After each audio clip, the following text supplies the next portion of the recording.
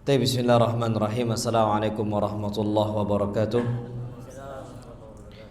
Alhamdulillah wassalatu wassalamu ala Rasulillah. Bapak yang dirahmati oleh Allah Subhanahu wa taala, di sini kita akan mengkaji tentang as-sunan al-mahjurah, sunnah-sunnah Nabi sallallahu alaihi wasallam yang mulai punah, yang sudah ditinggalkan oleh umat Islam dan bahkan mungkin agak asing di kita. Pun kalau enggak asing gitu loh ya, tapi sudah hampir punah gitu. Banyak yang sudah meninggalkannya. Tapi kita perlu tahu bahwa sa'adah al-basyariyah, kebahagiaan manusia seluruhnya itu terdapat dalam bagaimana mereka mempraktekkan sunnah Nabi kita Muhammad sallallahu alaihi wasallam. Setiap masyarakat, setiap orang ketika dia mutamassik, dia berpegang teguh dengan sunnah Nabi kita Muhammad SAW, baik secara zahirnya ataupun secara batinnya, maka dia itu lebih mendekati kepada kebaikan dan juga kebahagiaan. Maka coba kita lihat ustadz-ustadz itu banyak musibah, banyak ujian, ekonominya ia kena dan sebagainya. Tapi kenapa mereka kok biasa-biasa saja hidupnya? Justru bahagia-bahagia saja, karena mereka adalah orang yang paling dekat dengan sunnah Nabi kita Muhammad sallallahu alaihi wasallam. Beda sama orang-orang awamnya. Ketika kena ujian dari Allah Azza wa Jal, ujian dengan tetangga lah, ujian dengan anaknya lah, ujian dengan istrinya kah, ujian dengan ekonominya kah, jangan dikira ustaz nggak diuji juga, sama. Tapi yang satu itu langsung frustasi, langsung stres, yang satu ternyata bahagia-bahagia saja. Jawabannya ini, karena mereka adalah orang yang paling dekat dengan sunnah Nabi kita Muhammad sallallahu alaihi wasallam. Jadi kalau mau bahagia, jawabannya bagaimana kita mau mempraktekkan sunnah beliau sallallahu alaihi wasallam. Dan kita perlu tahu kalau kita kerjakan sunnah Nabi SAW, maka tanda-tanda kesengsaraan insya Allah akan hilang dari kita. Allah akan jauhkan dari kita, dan dia tidak termasuk orang yang merugi insya Allah Subhanahu wa ta'ala. Dan ingat, kenapa ana bahas di sini? Ini nggak bisa sesekali gitu ya. Ini harus beberapa kali ana bahas karena ada beberapa sunnah Nabi sallallahu alaihi wasallam yang udah mulai punah. Jadi nggak bisa sekali kajian insya Allah. Kapan nggak bisa, nanti kan habis waktunya, ya sudah. Kita lanjutkan pertemuan berikutnya. Kapan ana bisa, nanti kesini lagi insya Allah kita akan lanjutkan. Ini suatu hal yang penting. Dan apa disebutkan oleh Syekh di sini? Dan sunnah-sunnah Nabi sallallahu alaihi wasallam idza hujirat, kalau mulai ditinggalkan, mulai dianggap asing dan sebagainya, apa yang terjadi? Fashatil bid'u fin nasi wa fil mujtama'. Yang akan muncul adalah ibadah-ibadah baru. Makanya kita lihat sekarang banyak terjadi ketika mereka tinggalkan sunnah Nabi SAW, yang muncul adalah kebid'ahan, ibadah yang dibuat-buat. Contoh, malam Jumat harusnya baca surat apa? Al-Kahfi. Yang tersebar baca surat apa? Yasin. Yang tersebar baca surat Yasin. Afwan Mbak ya, kalau ada yang masih mengamalkannya, tapi itu faktanya. Membaca surat Yasin tidak pernah disebutkan dalam hadis-hadis Nabi kita SAW pada malam apa? Jumat. Semua malam silahkan. Tapi kalau seandainya malam Jumat baca surat Al-Kahfi, hadisnya hadis yang sahih. Hadisnya hadis yang sahih, ini disebutkan. Nah, ini terjadi ketika sesuatu hal yang sunnah ditinggalkan, yang muncul banyak apa? Kebid'ahan. Itu satu waktu. Dan ini sebagaimana yang disebutkan Masya Allah oleh Ibn Abbas, dia mengatakan ma ya'ti 'alan nasi min 'am, tidaklah satu tahun datang untuk manusia illa ahdatsu fihi bid'an, ketika mereka itu mulai menyemarakkan hal-hal yang bid'ah, illa wa amatu fihi sunnah, kecuali pasti mereka akan mematikan sunnah Nabi kita Muhammad sallallahu alaihi wasallam. Hatta tahyal bid'ah wa tamutas sunanu. Yang terjadi apa? Sunnah Nabi punah, kebid'ahan apa? Ramai.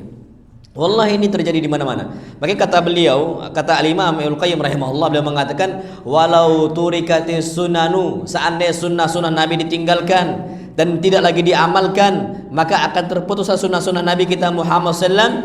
Wa darasat rusumuha, tanda-tandanya udah mulai hilang. Kita sulit untuk mencari jejak-jejak sunnah Nabi kita Muhammad sallallahu alaihi wasallam. Wa afad atharuha, dan peninggalan-peninggalannya juga sudah mulai apa? Mulai hilang. Maka selayaknya bagi kita harus semangat untuk mempelajari sunnah-sunnah Nabi kita Muhammad SAW, untuk kita amalkan, untuk kita ajak orang agar kepada sunnah Nabi kita Muhammad SAW. Sedangkan Nabi mengatakan, man da'a ila huda, barang siapa yang mengajak kepada petunjuk Nabi kita Muhammad SAW berupa sunnah-sunnah beliau, kana lahu minal ajar, maka dia akan mendapatkan pahala orang mengerjakannya, min ghairi ayyan qusamin ujurihim syai'a, tanpa mengurangi pahala orang mengerjakan apa?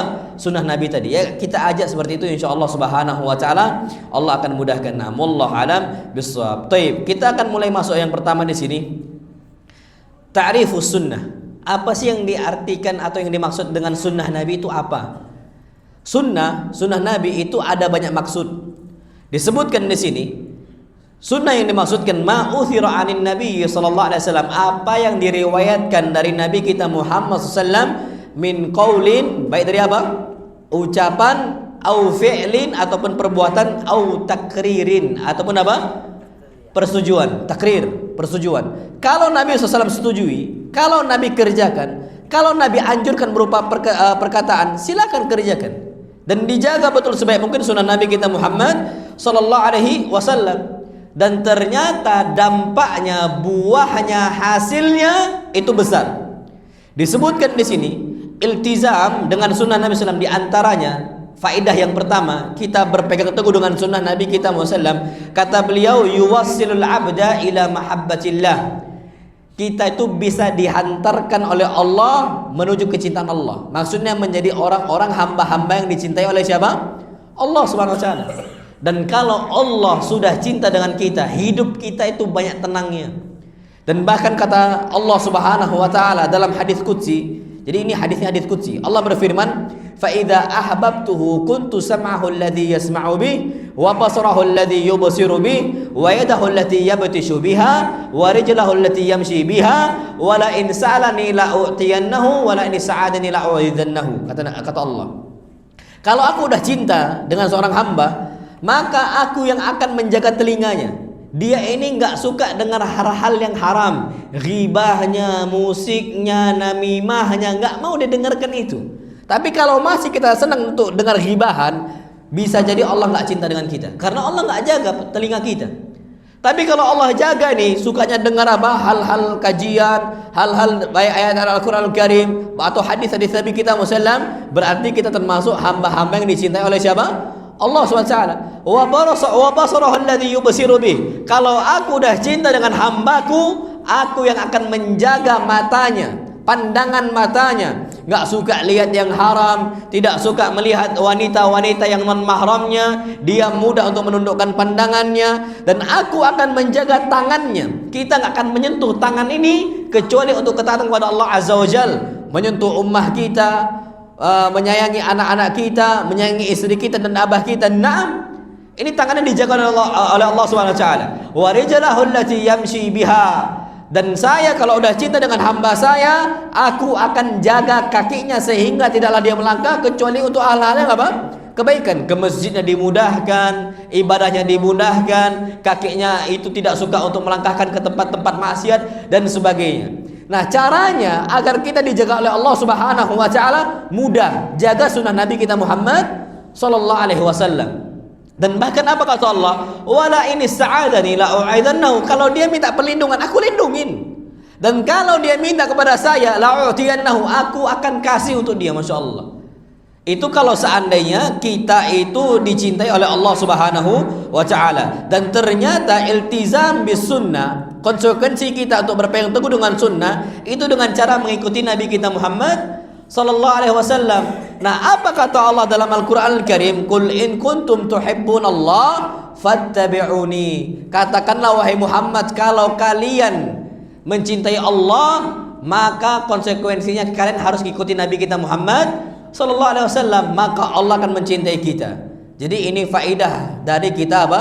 Mengikuti sunnah Nabi kita Muhammad SAW dan mengamalkan seluruh sunnah Nabi kita Muhammad sallallahu alaihi wasallam. Faedah yang kedua kata para ulama, sunnah-sunnah yang nanti akan Anda sebutkan itu rata-rata hukumnya bukan wajib.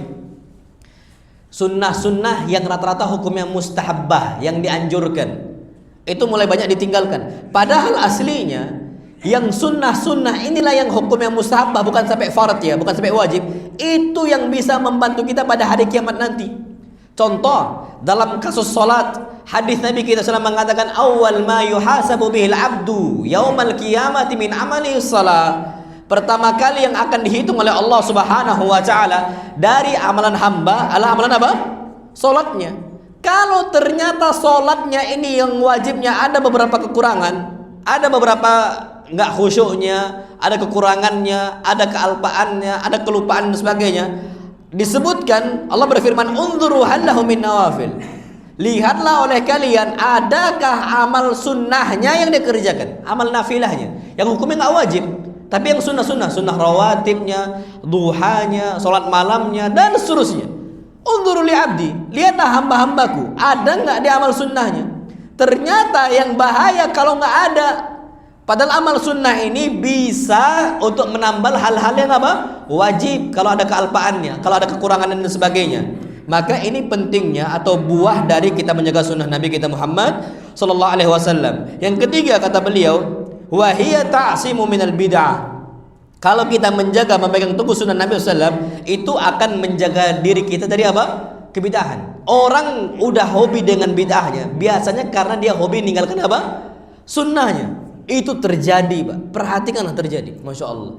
Di mana-mana orang kalau udah jauh dari sunnah Nabi SAW, mudah disusupi dengan apa? Kebidahan-kebidahan. Karena dia udah jauh banget dari sunnah Nabi kita SAW, dan bahkan dia udah mulai apa? Tidak senang dengan sunnah Nabi kita Muhammad SAW. Terjadi, Pak, masya Allah. Antum tahu ada di sebuah kampung gitu ya. Ketika ada yang meninggal, mereka kumpul di malam itu. Dari waktu maghrib sampai isya mereka di rumah itu mereka semua kumpul. Wala ahad yadhhab lil masjid. Tidak ada satupun orang yang berangkat sholat jamaah di mana? Masjid. Padahal yang wajib itu kumpul-kumpul di rumah atau berangkat ke masjid? Ke masjid. Tapi nggak ada yang berangkat ke masjid. Bahkan ana dengar sendiri dulu kami Ustaz, dia udah hijrah nih ikhwan, nggak sholat. Udah nggak sholat, masih mending kalau sholatnya di rumah itu ya. Nggak ada yang sholat di rumah itu. Mereka tinggalkan sholat maghrib, tinggalkan apa? Sholat isya. Yang penting dapat kata mereka tuh berkatnya. Atau namanya makanan apa? Sini apa namanya? Besek ya. Nah kalau sana berkat namanya. Dapat apa? Berkatnya. Itu yang mereka cari. Na'udzubillah. Padahal yang wajibnya itu apa? Itu yang wajib yang untuk kita kerjakan ditinggalkan. Makanya akan mudah disusupi dengan apa? Kebidahan-kebidahan. Mereka lebih semangat untuk mengamalkan apa? Bidah. Nggak usah jauh-jauh, Pak. Kalau kita seandainya tidak sholat, di masyarakat kita dianggap biasa. Nggak sholat subuh dianggap biasa. Nggak sholat zuhur dianggap apa? Biasa. Nggak sholat asar dianggap biasa. Tapi kalau nggak kenduri, dipertanyakan Islamnya. Dipertanyakan apa? Islamnya. Inilah yang makanya kita perlu ketahui bapak-bapak semuanya, bahwasanya yang namanya sunnah Nabi SAW itu akan melindungi kita dari apa? Kebidahan. Na'am wallahu alam bisawab. Terakhir di sini, wa hiya min ta'dhimi sya'irillahi tabaraka wa ta'ala. Dengan kita memegang sunnah Nabi kita Muhammad SAW, itu dengan adalah kita itu artinya telah mengagungkan syiar-syiar Allah Subhanahu wa ta'ala. Na'am wallahu alam bisawab. Taib. Yang berikutnya di sini contoh bagaimana para sahabat Nabi itu pengen tahu sunnah Nabi itu berat banget gitu, kuat banget, semangat mereka tuh betul-betul besar untuk mengetahui sunnah Nabi SAW, untuk mencari bagaimana sih petunjuk Nabi, bagaimana sih sunnah-sunnah Nabi SAW. Mereka tuh nggak mau ada sunnah Nabi yang mereka lewatkan. Semangat, saking semangatnya mereka. Disebutkan di sini Al-Imam Al-Bukhari rahimahullah, beliau meriwayatkan dalam sahih beliau sebuah hadis yang menunjukkan atas semangatnya para sahabat Nabi kita Muhammad sallallahu alaihi wasallam dalam mengambil petunjuk-petunjuk Nabi kita Muhammad sallallahu, dalam mengambil sunnah-sunnah Nabi kita Muhammad sallallahu alaihi wasallam. Disebutkan oleh Umar ibn Khattab radhiyallahu taala anhu, dia mengatakan, kuntu ana wa jarun li, saya dan tetangga saya dari kalangan Ansar, fi Bani Umayyah bin Zaid, di kabilah Bani Umayyah bin Zaid. Wa kunna natanawabun nuzul ala Rasulillah sallam. Kami ganti-gantian untuk singgah di rumah Nabi kita Muhammad sallallahu alaihi wasallam. Jadi hari ini semisal Umar, besoknya tetangganya, besoknya lagi Umar, besok tetangganya, besoknya Umar, besok tetangganya, terus seperti itu. Untuk apa fungsinya? Fayanzilu yauman, Maka kalau seandainya tetangganya itu singgah di rumah Nabi kita Muhammad SAW, maka besoknya aku yang tinggal. Kalau seandainya faida nazaltu ji'tu bi khabari dzalikal yaum minal wahyi.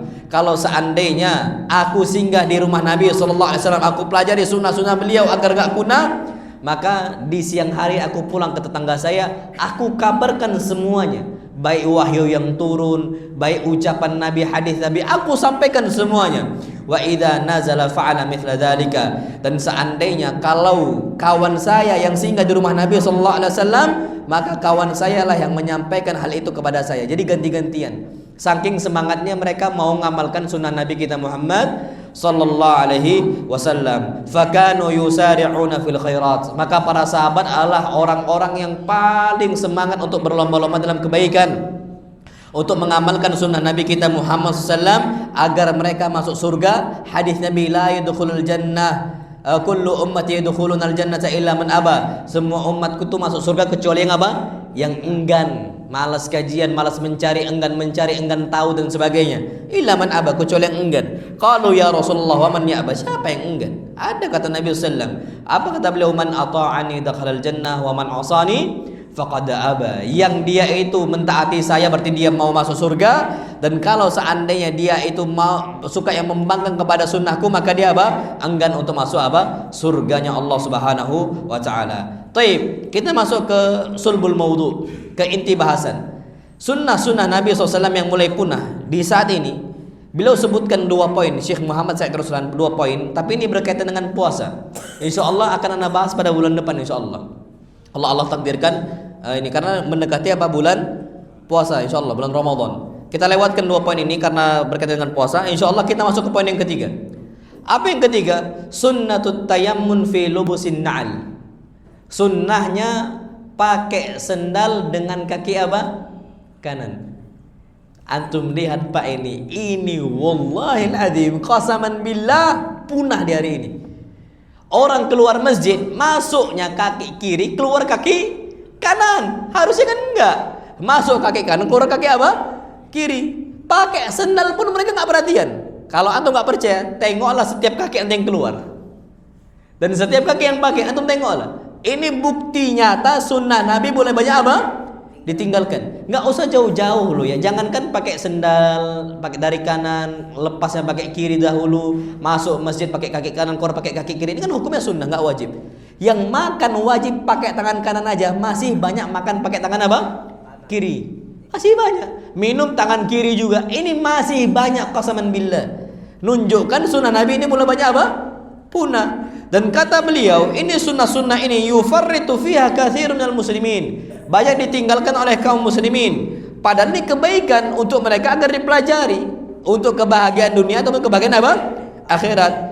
Disebutkan dalam sebuah hadis, Masya Allah. Hadis-hadis Bukhari dan hadis riwayat Muslim. Abu Hurairah mengatakan anna Rasulullah SAW qala, bahwasanya Nabi kita Muhammad SAW mengatakan, idzan ta'ala ahadukum falyabda' bil yumna. Kalau kalian pakai sendal, mulailah dengan kaki apa? Kanan.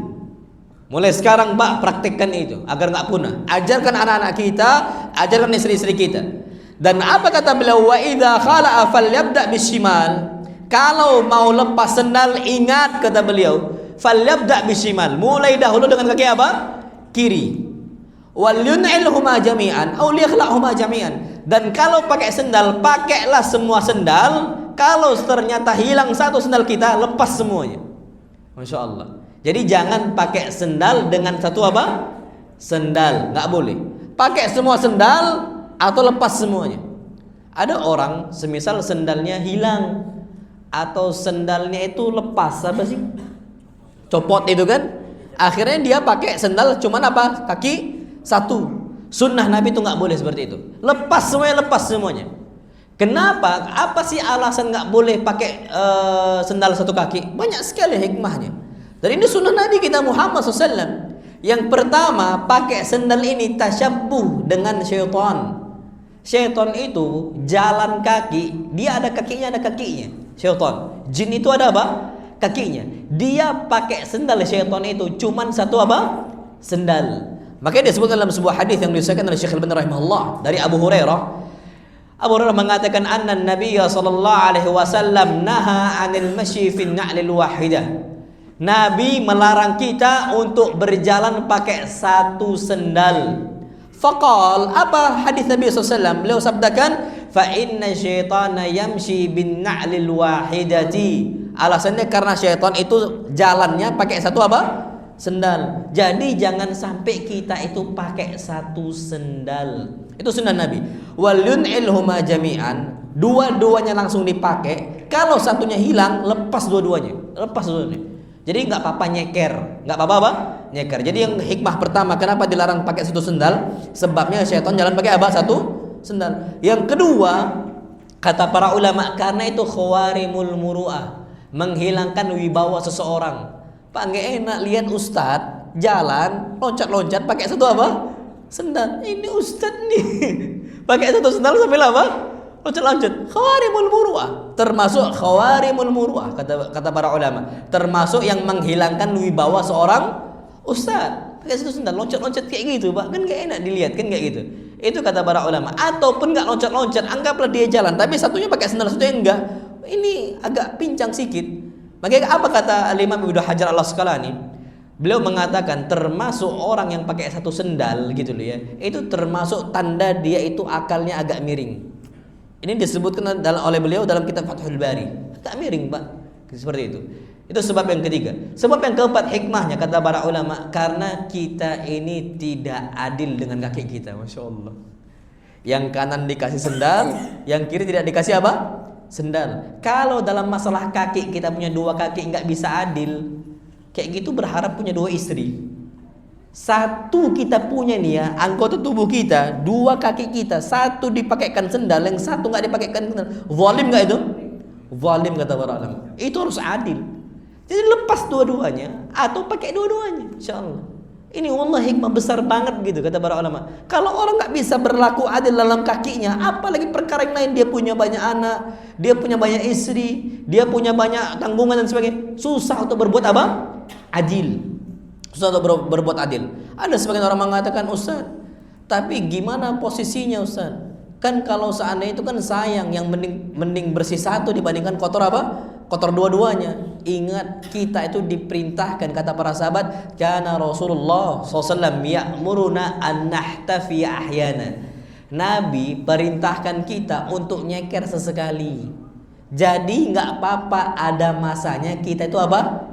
Nyeker. Syekh Ibnu Taimiyah rahimahullah, sesekali dalam setiap pekan, beliau itu dari rumah beliau sampai ke masjid itu jalan kaki nyeker. Kenapa? Karena kita ini itu ada merasa jijik dengan tanah. Padahal kita ini diciptakan oleh Allah dari apa? Tanah, hidup di atas tanah, mati di bawah tanah. Itu bagian dari kita, tapi merasa jijik. Makanya ada sebagian orang merasa jijik makan makanan itu pakai tangan. Tangan kita ini ya bagian dari kita. Makanan yang kita makan juga bagian dari kita. Ada orang merasa jijik ketika nyentuh makan pakai apa? Tangan. Ini ada manusia-manusia itu ghulu namanya. Orang berlebihan. Orang-orang apa? Ghulu berlebihan. Itu nggak bisa seperti itu. Makanya kalaupun seandainya kita nyeker nggak apa-apa. Sesekali memang kita diperintahkan untuk apa? Nyeker. Ini perintah Nabi kita Muhammad Sallallahu Alaihi Wasallam. Jadi kalau kita sholat Jumat hilang sendal kita, di sini terjadi nggak hilang sendal? Mungkin kan masih gitu, Pak. Apalagi hari apa? Jumat. Anggaplah hilang tak sengaja. Qaddarallah wa ma syaa fa'al gitu ya. Anggaplah hilang. Udah nyeker aja. Kalau hilangnya dua, sepasang hilangnya, ya dicuri namanya. Tapi kalau hilang satu, biasanya tuh ketendang-tendang tak tahu kemana, ditendang-tendang. Nah kalau udah kayak gitu ya sudah, bawa satu sendal kita, nyeker sudah, nyeker. Itu perintah Nabi kita Muhammad Sallallahu Alaihi Wasallam. Jadi ala kulli di sini, kalau kita pakai sendal, mulailah dari kaki yang apa? Yang kanan. Sunnah Nabi SAW yang mulai punah berikutnya adalah disebutkan al-muhafadhatu 'alal wudu. Kita ini harus konsisten menjaga wudu. Siapa dari kita kentut wudu, buang hajat wudu, kentut wudu, 24 jam dia kalau kayak gitu, ini termasuk hamba-hamba Allah yang baik. Dan ini mulai banyak ditinggalkan. Bahkan na'udzubillah, orang tuh malas wudu. Malas apa? Berwudu. Bahkan ada orang ketika mau tahiyat, dia udah mau kentut nih, ditahan dia kayak gini. Goyang-goyang pula dia kan, nahan apa? Kentutnya, atau nahan buang kencing dia tahan-tahan itu. Wallah, asan batal kita kencing atau asan batal kita kentut dan sebagainya, wudu lagi. Ada orang bilang nanggung. Ini tanda dia malas apa? Wudu, dan tanda dia malas apa? Untuk sholat. Na'udzubillah. Wallah, bakhil orang kayak ini. Terlalu apa? Terlalu pelit untuk beribadah kepada Allah Subhanahu wa taala. Kita seorang muslim, ya udah buang aja, enggak usah tahan-tahan. Habis buang hajat, habis kita buang angin, setelahnya kita langsung apa? Berwudu. Ini adalah orang-orang yang baik, yang menjaga sunnah Nabi SAW. Sebagaimana disebutkan dari Thauban radhiyallahu taala anhu, anna Rasulullah sallallahu alaihi wasallam qala, bahwasanya Nabi kita Muhammad SAW bersabda, istaqimu walan tuhsu. Istiqamalah kalian semuanya, istiqamah. Berusaha untuk istiqamah, ats-tsabatu 'alal amr. Kita kokoh gigih di atas sunnah Nabi kita Muhammad sallallahu alaihi wasallam. Apa kata beliau? Wa'lamu anna min khairi a'malikumus shalah. Ketahuilah amalan yang terbaik yang kalian kerjakan adalah salat. Beliau katakan walan yuhafidha 'alal wudu' illa mu'min. Dan tidak ada orang yang mampu menjaga wudunya kecuali yang imannya sempurna. Wallahi la sahih. Kalau iman kita ternyata tidak sempurna, untuk jaga wudu itu berat, malas, nggak mau dia kerjakan, nggak usah jauh-jauh. Berapa sekarang persen umat Islam yang sebelum tidur dia ngapain? Wudu. Banyak orang malas gitu. Padahal orang yang menjaga wudunya hatta sebelum tidur. Jadi bangun tidur dia wudu, langsung wudu. Sebelum tidur juga apa? Wudu. Dia mulai dengan wudunya di awal harinya, dan di penghujung harinya dia tutup dengan apa? Dia tutup dengan wudu. Itu orang yang paling beriman. Jadi awal dan akhir itu semua sama-sama apa? Wudu. Ini adalah orang terbaik. Kata beliau, dan tidak ada yang mampu menjaga konsisten wudunya. Dia nggak mau tinggalkan hadas. Kapan hadas? Wudu. Kencing, wudu. Setiap hadas dia berwudu. Itu apa? Kecuali orang-orang yang imannya iman yang paling sempurna. Maka ana wasiatkan untuk bapak semuanya, insyaallah usahakan wudu itu dijaga. Apalagi kondisi wudu ini pahala itu besar. Bahkan Nabi kita Muhammad SAW mengatakan, inna ummati yud'auna yaumal qiyamati ghurran muhajjilina min atharil wudu. Sesungguhnya umatku itu akan dipanggil oleh Allah Azza wa Jalla pada hari kiamat ghurran muhajjilin. Kondisi wajahnya bercahaya, tangan kakinya juga apa? Bercahaya semua. Apa sebabnya? Atharil wudu. Sebabnya bekas-bekas apa? Wudu. Jadi wajahnya ini, anggota tubuh semua menyala. Dan sedangkan hari kiamat itu adalah waktu yang sangat gelap sekali. Gelap, wallahi gelap. Makanya pada hari kiamat doanya orang mukmin itu sama semuanya. Apa mereka katakan? Rabbana atmim lana nurana. Ya Allah, sempurnakanlah terus cahaya kami, jangan redupkan nih cahaya kami. Makanya perhatikanlah orang yang nggak pernah wudu, orang yang nggak pernah sholat, hitam wajahnya. Jangankan di hari kiamat, maksudnya bukan berarti hitam ini, enggak, nampak dia itu nampak hitam. Orang seputih-putihnya manusia, bukan hitam kulit lu ya, hitam auranya. Antum tahu kan apa? Kondisi hidup. Jadi bawaannya murung aja, karena nggak sholat. Seputih-putihnya dia, seganteng-gantengnya dia, kapan murung-murung, gak enak ditengok gitu loh, gak enak dipandang, hitam dia. Ada orang hitam legam, tapi bawaannya ceria, jadi cerah dia wajahnya. Bukan berarti ini maksudnya kalau kulit hitam ini bahaya nih gitu kan. Enggak. Ada sebagian orang, ana mau memperbanyak wudu biar glowing katanya. Bisa. Ya kalau udah kulit hitam ya hitam, mau bilang apa lagi? Mau pakai skincare apapun dia nggak akan bisa putih. Kalau lahirnya keling. Kalau lahirnya hitam apa? Hitam legam, nggak akan bisa dia jadi apa? Jadi putih. Nah, jadi ala kulli di sini yang perlu kita ketahui adalah kita harus menjaga wudhu kita, dan ini pahala besar sekali. Dan bahkan masya Allah disebutkan setiap kali kita berwudhu, ini air yang menetes itu dengan bersamaan dengan itu apa? Dosa-dosa kita juga apa? Netes, jatuh.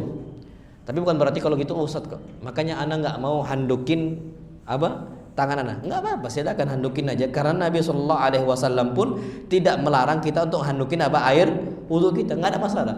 Ujung-ujung kan Nabi juga seka juga, sama aja. Nabi juga apa? Menyeka air wudunya. Nah, wallahu alam bissawab. Yang berikutnya sunnah yang mulai ditinggalkan. Nah, ini dia. Sunnatus siwak. Sunnahnya apa? bersiwak. Sekarang berapa umat Islam antum lihat yang pakai siwak? Kecuali antum umroh, iya, banyak masih pakai apa? Siwak. Sekarang orang siwakan tuh udah jarang banget. Dan ajibnya siwak ini tuh beda dengan sikat gigi, pasta gigi kita sekarang atau sikat gigi kita zaman sekarang. Siwak tuh tetap masih penting. Antum tahu kan ada namanya itu gigi itu karang gigi kan? Antum cek Pak, orang-orang yang siwakan rajin pakai kayu siwak. Kayu siwak itu diambil dari tanaman arak namanya. Bukan arak-arak kita, bukan kayu arak namanya apa? Arak. Kayu arak ini itu ternyata ada zat yang bisa menghilangkan apa namanya? Karang-karang gigi. Coba lah, antum kalau nggak mau, kalau kita nih kan sikat gigi rajin, tapi masih ada butuh scaling apa namanya? Scalingnya yang dipancarkan air itu sampai jatuh apa? Karang gigi. Antum nggak usah mahal-mahal. Yang paling murah tuh beli apa? Siwak. Oh, udah beli aja siwak. Gak percaya, coba lah nanti. Beli antum siwak. Di sini ada nggak ya toko-toko gitu? Beli siwak udah, orang ada kok.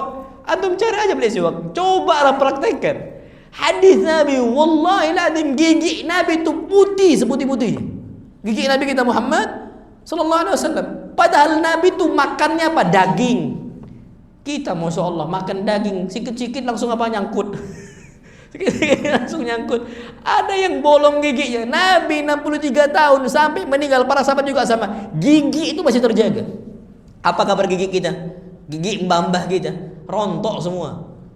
Ini sehat Pak, kayu siwak tuh sehat. Makanya antum cari, tapi betul-betul siwak loh ya, bukan pohon karet. Bukan pohon di Indonesia lah. Kayu arak, kayu apa? Kayu siwak, nggak sembarangan kayu. Itu ada zat yang bisa menghilangkan karang gigi. Kalau antum nggak percaya, cobalah nanti. Antum siwakan aja. Antum siwakan, tapi harus dijaga loh ya. Jadi bulu siwak itu harus dijaga. Jadi jangan sampai itu jamuran. Ada orang tuh nggak jaga kayu siwaknya, akhirnya apa? Jamuran. Bukan yang malah sehat, malah apa? Malah sakit. Itu yang perlu kita perhatikan. Siwakan ini Masya Allah itu mulai ditinggalkan, yudayyi'uha katsirun nas, dianggap remeh oleh banyak manusia. Siwakan. Padahal hadis Nabi kita Muhammad SAW itu jelas. Nabi SAW mengatakan as-siwaku matharatun lil fami mardatun lirrabb. Siwakan itu bisa membersihkan apa? Mulut kita. Bukan cuma gigi loh ya, tapi apa? Mulut. Makanya sikat gigi pun kalau kita nggak pakai siwak, usahakan mulut itu dibersihkan. Bahkan sunnah Nabi kita SAW itu semua mulut itu bersih ketika siwakan, ketika sikat gigi.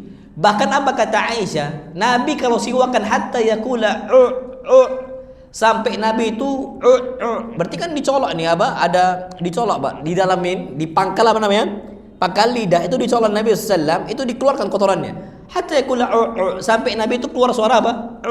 Jadi kalau orang dicolok mulutnya itu kan langsung kayak gitu kan, mau muntah kan? Itu sunnah Nabi kita Muhammad sallallahu alaihi wasallam. Jadi bukan cuma gigi lewat gitu aja, tapi juga dibersihkan apa? Mulutnya. Dan antum bisa pakai kayu siwak. Bisa pakai apa? Kayu siwak. Dan itu kemudian yang kedua, mardatun lirrabb. Kita bisa mendapatkan ridhonya siapa? Allah Subhanahu wa taala. Jadi cara yang paling mudah dicintai oleh Allah, siwakan lah.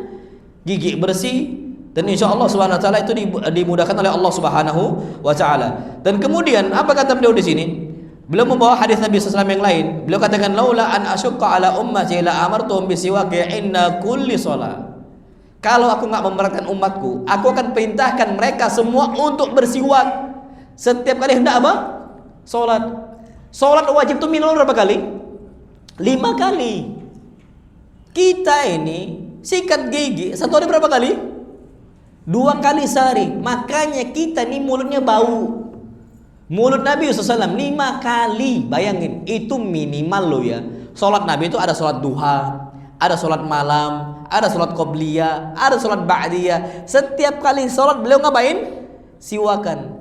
Ada orang mengatakan, oh nanti rusak dong giginya. Iya, kalau kita pakai sikat gigi kita sekarang, pasta gigi kita sekarang itu bisa rusak, mungkin bisa ngikis itu.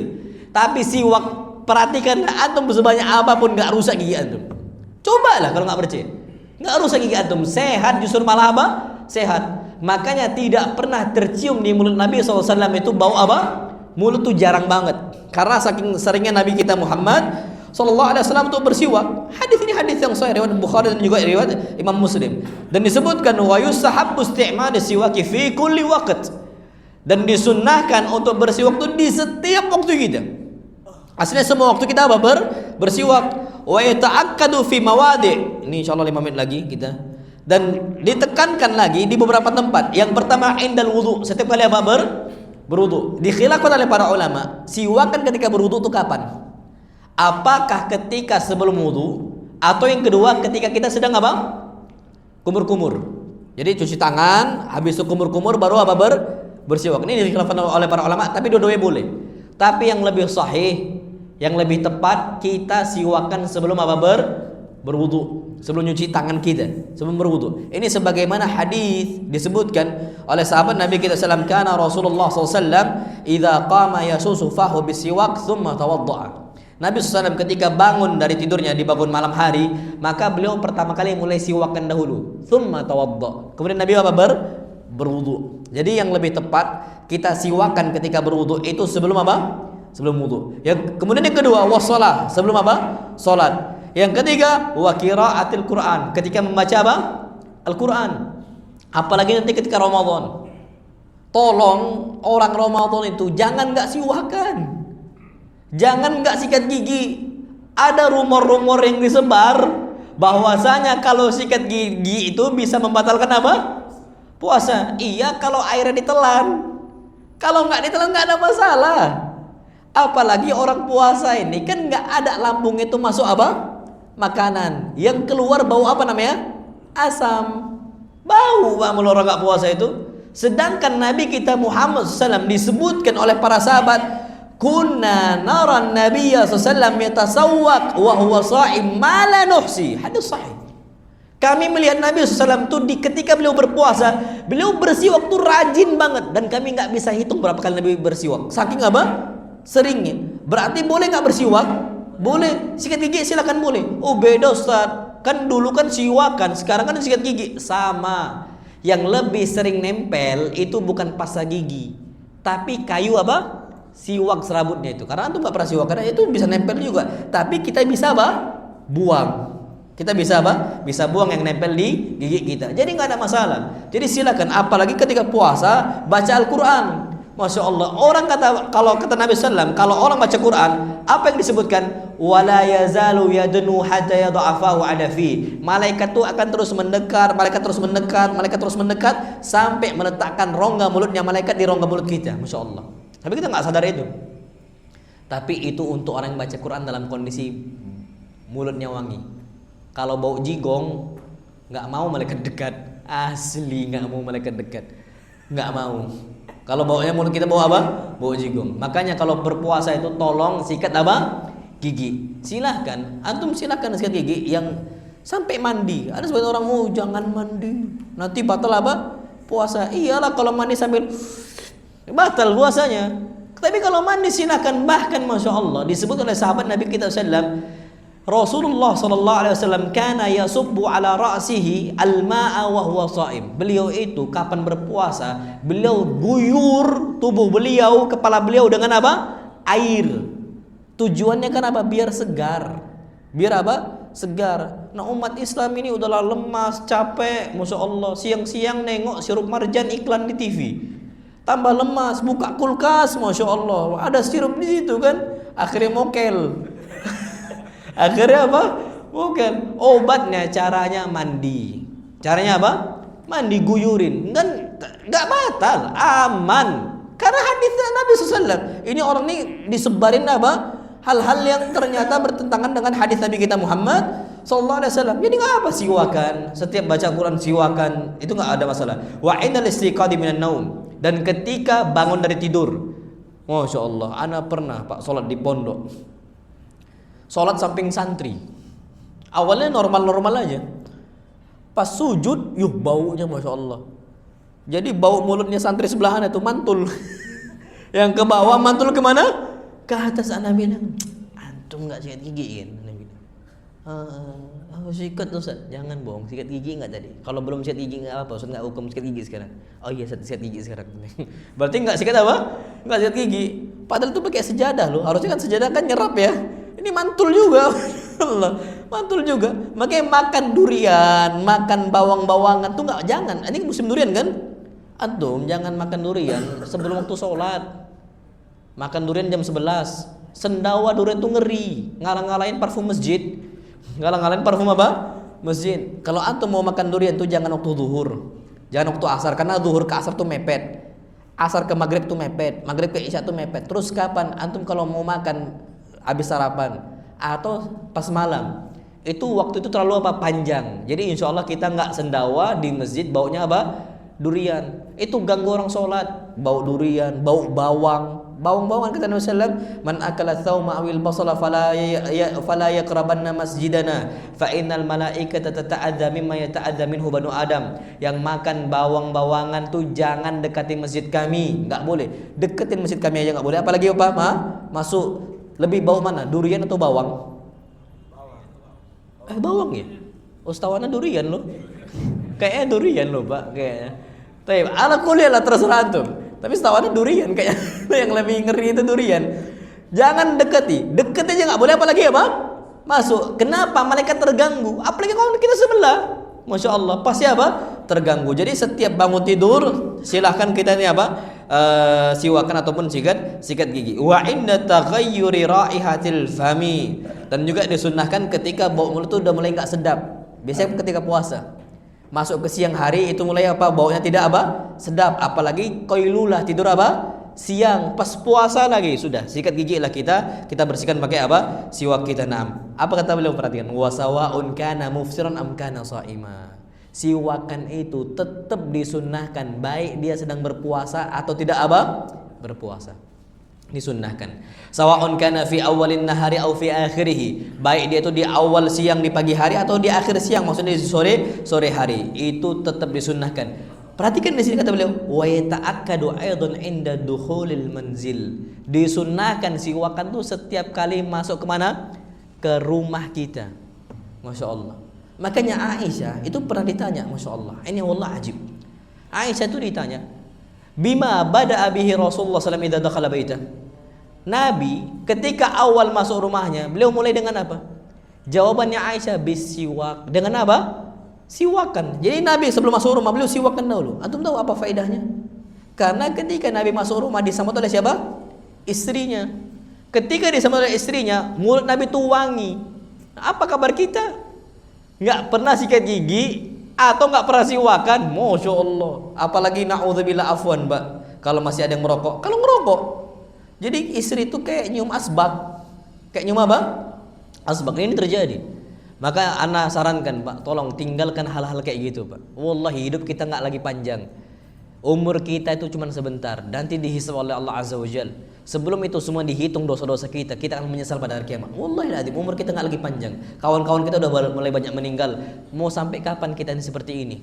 Maka kita tinggalkan hal-hal seperti itu. Peganglah sunnah Nabi kita Muhammad Sallallahu Alaihi Wasallam. Maka beliau tuh memang orang yang paling rajin untuk cium istrinya. Masuk rumah cium istrinya, keluar rumah juga apa? Cium istri. Dan bahkan disebutkan oleh Aisyah, karena Rasulullah idza kharaja ila salati qabbala ba'd azwajihi. Nabi kapan beliau keluar dari rumahnya menuju salat wajib, maka beliau selalu cium siapa? Istrinya. Antum kesini cium istri tadi? Beda kita, Pak. Allah beda. Nabi dicium istrinya, Masya Allah. Wajar, istri Nabi 11. Kita satu, nggak pernah dicium. Kayak gitu mau poligami lagi. Beda kan? Wallah beda. Jadi Pak, jangan terlalu panjang angan-angan. Jangan terlalu panjang harapan kalau kita nggak bisa mempraktekkan sebagaimana Nabi kita Muhammad Sallallahu Alaihi Wasallam. Nabi itu wajar dicintai oleh istrinya dan nggak ada masalah. Kenapa? Semua kebahagiaan, kecintaan yang dirasakan oleh Aisyah itu sudah cukup. Sudah apa? Cukup. Merasa dicintai. Kita, istri kita kayak nggak dicintai, nggak pernah ditengok, nggak pernah dicium. Mau nambah lagi. Ini memang ada sesuatu muskilah dalam hati kita. Itu yang perlu kita ketahui. Taib. Kemudian beliau katakan di sini, wasiwaku sunnatun mundathiratun 'indan nisa'i illa man rahimallah. Siwakan inilah sunnah yang punah sekarang di sisi wanita. Akhwat mana yang pakai kayu siwak? Ada? Akhwat mana, Pak? Coba tunjukkan. Udah jarang banget. Yang ikhwan aja jarang, apalagi yang akhwat mundathiratun 'indan nisa'. Hampir punah untuk seluruh wanita. Jarang dikerjakan. Illa man rahimallah. Kecuali orang yang dirahmati oleh siapa? Allah Azza wa Jalla. Falyahrisil muslim ala syira'i siwak lahu wa li ahlihi. Hendaknya seseorang itu semangat untuk membeli apa? Siwak. Semangat berarti Pak habis nih. Ada nggak di sini toko yang jual siwak? Di sini oh insyaallah banyak Pak. Berangkat kita beli. Apa kata beliau? Lahu wa li ahlihi. Untuk kita dan untuk keluarga kita. Belikan. Untuk anak kita belikan, untuk istri kita belikan. Nanti Pak dipotong dulu itu kayu siwaknya, kemudian apa dikupas, digigit. Gitu caranya.